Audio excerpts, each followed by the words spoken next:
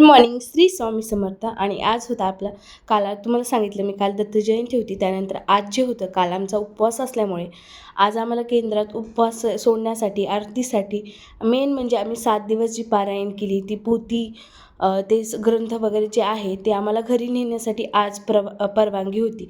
आणि मेन म्हणजे आज ते बोलले की साडी नाही वेअर केली तरी चालते लास्टच्या दिवशी. त्यामुळे आम्ही खरंच खूप कंटाळा होतात, पण रोज छान वाटत होतं साडीवर येणं वगैरे.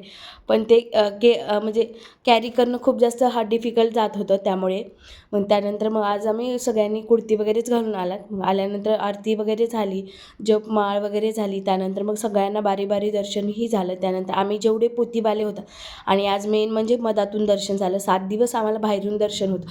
आज मधातून दर्शन करून मन प्रसन्न झालं. आणि खरंच ह्या 7 दिवसातून मला भरपूर काही शिकायला भेटलं. नवीन नवीन गोष्टी मला जे अनुभवायला भेटले स्वामीचे, मला खरंच मनापासून खूप छान वाटलं.